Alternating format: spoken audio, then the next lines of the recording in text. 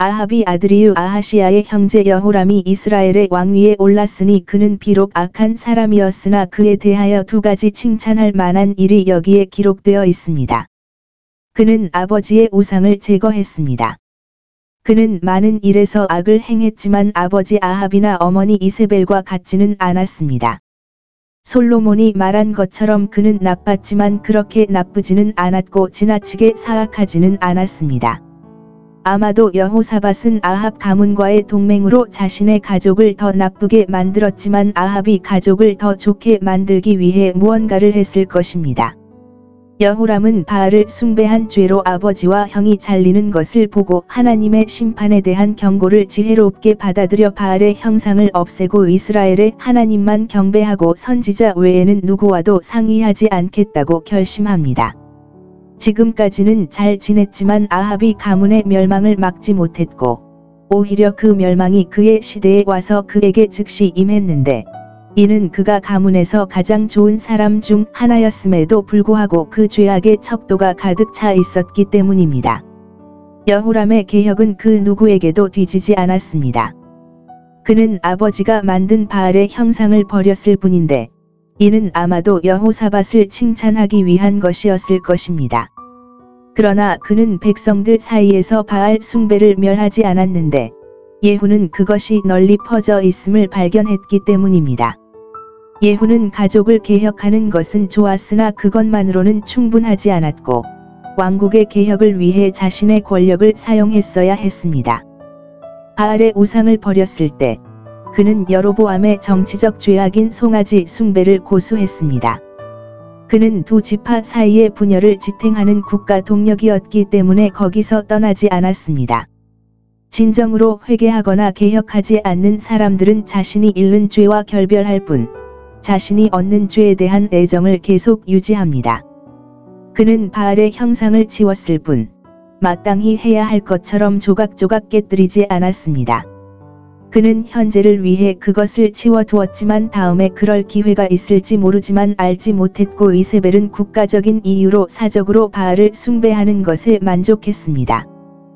형의 손실을 회복하기 위해 자신이 할 수 있는 일을 했습니다. 아버지보다 더 이스라엘인의 종교를 가졌던 것처럼 그는 형보다 더 왕의 정신을 가졌습니다. 모압은 아합이 죽자마자 이스라엘의 반란을 일으켰습니다. 그리고 우리는 아하시야가 그들을 징계하거나 줄이려는 시도를 한 것이 아니라 그들과의 전쟁으로 인한 근심과 피곤함, 위험을 감수하기보다는 오히려 그들에 대한 관심을 버렸다는 것을 알 수 있습니다. 모압 왕이 바친 조공이 이스라엘 왕관의 수입에서 매우 큰 비중을 차지했기 때문에 그의 어리석음과 경솔함, 그리고 공공선에 대한 무관심은 더욱 심해졌습니다. 양 10만 마리와 암소 10만 마리. 당시 왕들의 재물은 동전보다 가축에 더 많았으며 솔로몬이 관찰했듯이 왕관은 대대로 지속되지 않기 때문에 양떼와 소떼의 상태를 아는 것이 그들보다 낫지 않다고 생각했습니다. 세금은 돈으로 내는 것이 아니라 그 나라의 상품으로 내는 것이었기 때문에 왕자에게 유리하든 불리하든 간에 백성들에게 편한 일이었습니다. 모압이 반란은 이스라엘에게 큰 손실이었지만 아하시야는 여전히 나태하고 편안하게 앉아 있었습니다. 그러나 그의 집의 윗방은 들판의 산당만큼이나 치명적인 것으로 판명되었고 그의 격자가 깨지면서 모압을 지키기 위해 적어도 한 번은 노력하지 않고는 모압이 지배권을 잃지 않을 더 활동적인 천재가 왕좌에 앉게 되었습니다. 여호람은 호를 손에 쥐자마자 칼을 손에 들고 모압을 정복합니다. 왕관은 그것을 쓴 머리에 큰 걱정과 위험을 가져다주며 전쟁보다 명예를 더 빨리 가져다줍니다. 이제 우리는 여기에 있습니다. 이스라엘의 여호람 왕과 유다의 여호사밧 왕이 이 원정을 함께 했습니다. 여호람은 군대를 일으켰고 경건한 유다 왕에 대해 다음과 같은 의견을 가지고 있었습니다. 내가 나와 함께 모압을 치러 가겠느냐? 그가 그를 얻었더라. 여호사밧이 이르되 내가 올라가겠나이다. 나는 주와 같나이다. 유다와 이스라엘은 불행하게도 서로 갈라졌지만 공동의 적인 모압에 맞서 연합할 수 있습니다. 여호사밧은 다윗 가문에서 반란을 일으킨 그들을 꾸짖지도 않고 그들이 충성심으로 돌아갈 것을 동맹의 조항으로 삼지도 않지만 그렇게 주장할 충분한 이유가 있음에도 불구하고 이스라엘을 자매 왕국으로 대합니다. 옛 상처를 용서하고 잊을 줄 모르고 이전에 자신들의 권리를 침범한 자들과 연합할 줄 모르는 자들은 그들 자신의 평화와 힘의 친구가 될 수 없다.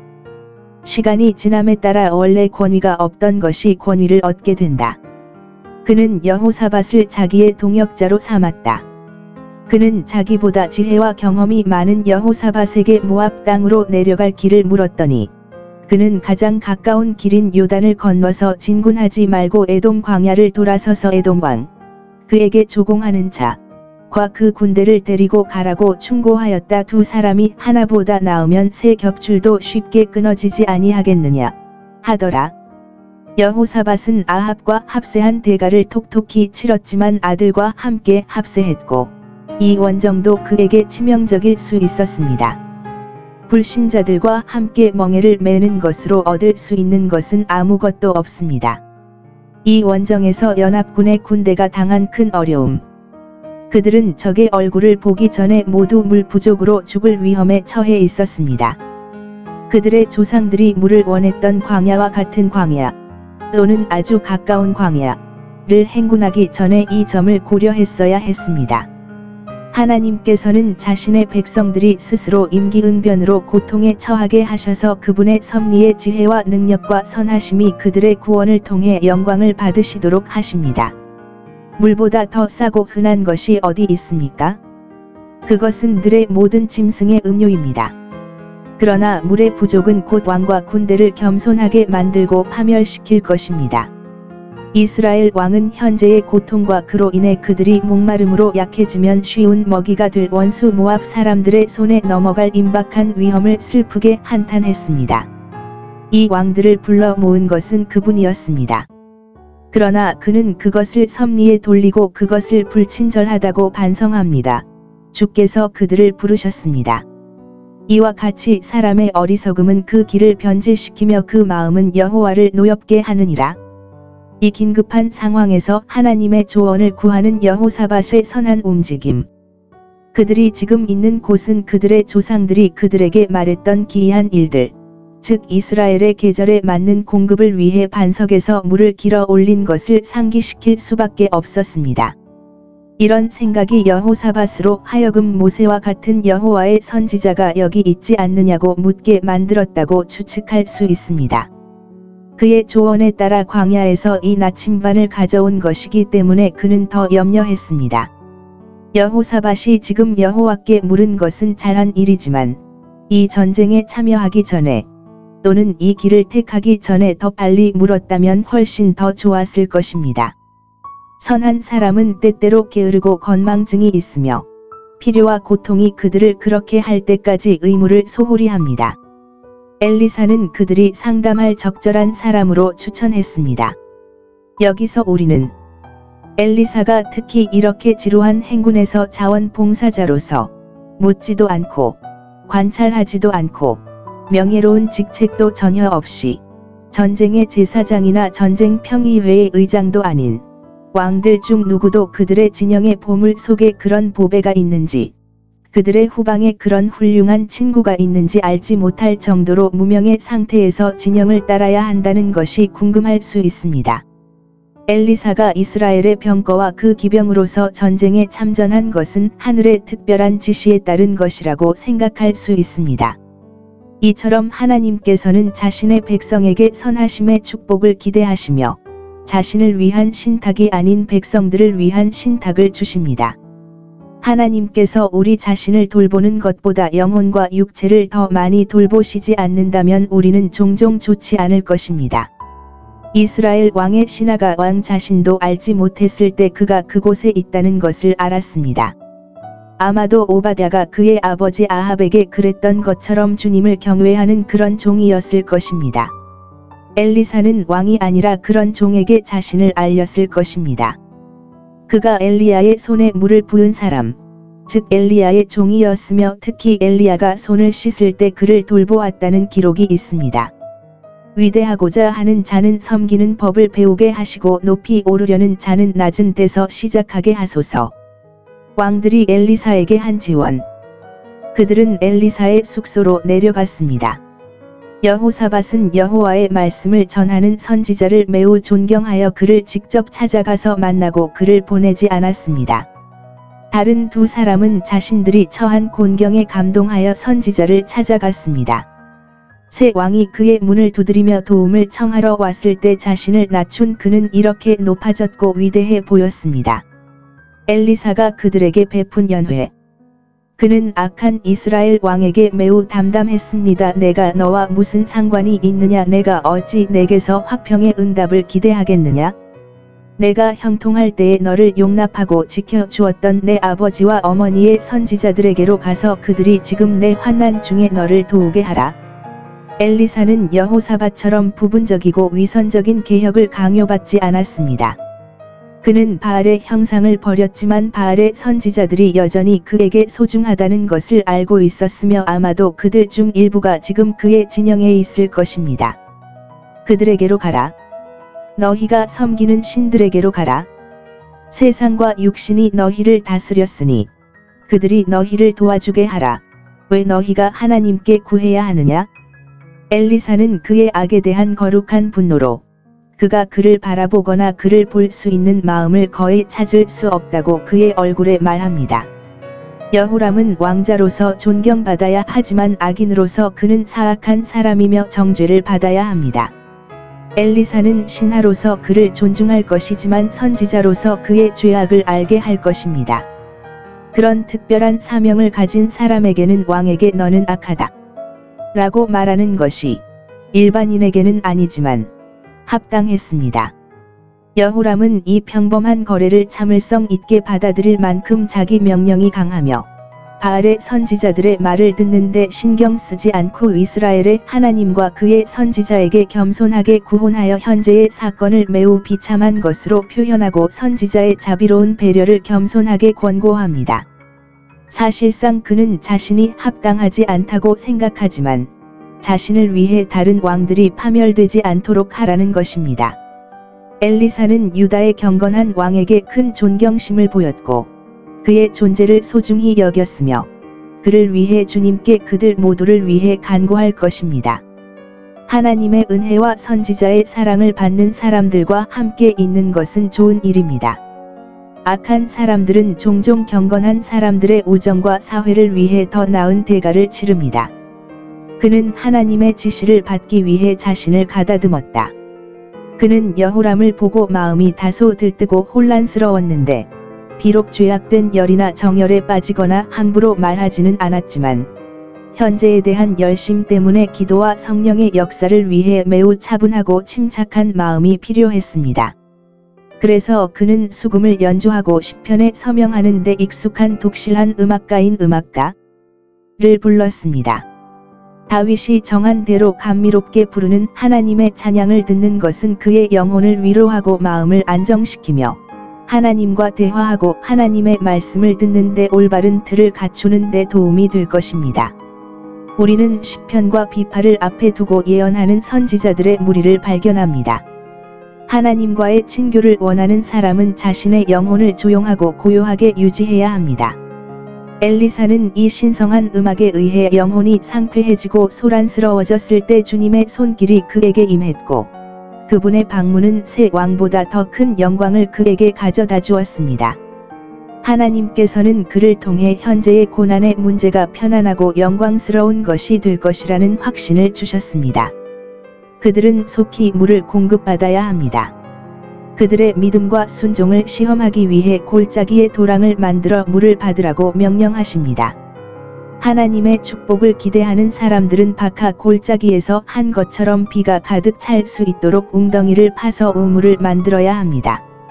엘리야는 놀라움을 더하기 위해 그들에게 물이 충분할 것이며 바람도 비도 내리지 않을 것이라고 말합니다. 엘리야는 기도로 구름에서 물을 얻었지만 엘리사는 어디서 왔는지 아무도 모르는 물을 가져옵니다. 이 물의 샘은 나일강의 머리처럼 비밀스러울 것입니다. 하나님은 두 번째 원인에 얽매이지 않으십니다. 일반적으로 하나님은 풍성한 비를 통해 자신의 기업을 확인하지만 여기서는 적어도 그 장소에는 비가 내리지 않고 이루어집니다. 아마도 이때 큰 깊은 샘의 일부가 깨어졌을 것입니다. 그리고 기적을 더하기 위해 그 계곡에만 물이 가득 찼고 다른 곳에는 물이 전혀 없었습니다. 그 공급은 승리의 간절함이 되어야 합니다. 이것은 주님 보시기에 가벼운 일이니 너희가 멸망하지 않고 구원받을 뿐 아니라 승리하여 돌아오리라. 하나님께서는 합당치 않은 자에게 거저 주시는 것처럼 우리가 구하거나 생각할 수 있는 것보다 더 풍성하게 주십니다. 그분의 은총은 우리의 요청과 기대를 뛰어넘습니다. 하나님의 은혜의 이슬을 진심으로 구하는 자들은 그것을 얻을 것이며 그것으로 정복자보다 더 많은 것을 얻게 될 것입니다. 그들은 패역한 나라의 주인이 될 것이며 그 나라를 황폐하게 하고 파멸시킬 수 있다고 약속되어 있습니다. 율법은 과일나무를 쓰러뜨려 포위 공격에 사용하는 것을 금지했지만 공의롭게도 공물을 바쳐야 할 자들에게 공물을 바치지 않음으로써 과일을 몰수당한 나라를 굶주리게 하려는 의도는 아니었습니다. 우리는 여기서 하나님께서 엘리사를 통해 약속하신 두 가지, 즉 물과 승리, 그리고 전자는 후자의 약속일 뿐만 아니라 그 수단이 되는 신성한 선물을 받았습니다. 궁창 위와 아래의 모든 물을 창조하시고 명령하시는 하나님께서는 갑자기 풍성한 물을 보내셔서 2배로 봉사하게 하셨습니다. 그것은 멸망할 준비가 된 그들의 군대를 구제했습니다. 그리고 이 구호는 예루살렘의 제단에서 아침 제사를 드릴 때, 즉 특정 시간에, 그리고 보편적으로 알려진 시간에 이루어졌습니다. 엘리사가 기도의 시간으로 선택한 시간, 아마도 성전을 바라보다 있었을 것입니다. 왜냐하면 그들이 전쟁터에 나가서 멀리 진을 치고 있을 때 기도를 해야 했기 때문입니다. 성전 예배와의 친교와 위대한 희생으로 인한 성공에 대한 기대의 표시로 우리의 대제사장은 항상 우리를 위해 나타나셔서 그분의 희생을 제시하고 간청하시기 때문에 우리는 이제 다른 어떤 시간보다 더 좋은 시간을 택할 수 없습니다. 그때 하나님께서는 멸시받던 매일의 제사의 영광을 돌리기 위해 자비의 시간으로 선택하셨습니다. 하나님께서는 저녁 제사 때 다니엘의 기도에 응답하셨습니다. 이는 그가 자신의 제도를 인정할 것이기 때문입니다. 승리할 준비가 되어 있던 적들을 속여 멸망으로 이끌었습니다. 모압 사람들에게 연합군의 진격에 대한 통지가 주어졌고 이에 대항하여 갑옷을 입을 수 있는 모든 사람들이 국경에 배치되어 이스라엘 사람들을 따뜻하게 맞이할 준비가 되어 있었습니다. 에돔 광야를 통과하는 오랜 행진으로 지친 군대를 쉽게 처리할 수 있을 것이라고 스스로 약속했습니다. 그러나 여기를 보라. 그들이 얼마나 쉽게 자기 망상에 빠졌는지 보십시오.